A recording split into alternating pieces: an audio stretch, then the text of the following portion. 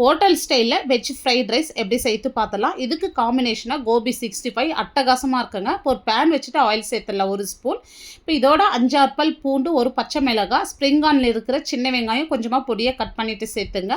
இது நிறைய வதங்கணுன்ற அவசியம் இல்லை. ஒரு பாதி வெங்காயம் பொடியாக கட் பண்ண பீன்ஸ், கேரட், கேபேஜ் சேர்த்துடலாம்.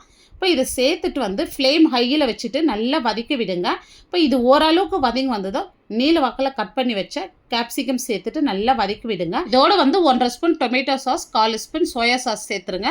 இப்போ நான் சாதம் நல்லா நல்லா உதிரியாக உப்பு சேர்த்து வடித்து வச்சுருக்கேன். இப்போ இந்த வெஜிடபிளுக்கு தேவையான அளவு மட்டும் உப்பு சேர்த்துட்டு வடித்து வச்ச சாதம் சேர்த்துடலாம். இப்போ பொடியாக நறுக்குன கொத்தமல்லி, 1 ஸ்பூன் மிளகுத்தூள் சேர்த்துடலாம். பொடியாக நறுக்குன ஸ்ப்ரிங் ஆனியன் சேர்த்துட்டு நல்லா கலந்து விடுங்க. சாதம் உடையாத ஹோட்டல் ஸ்டைலில் வெஜ் ஃப்ரைட் ரைஸ் சூப்பராக ரெடி பண்ணியிருக்கோம். இதுக்கு காம்பினேஷனாக கோபி 65 அட்டகாசமாக இருக்குங்க.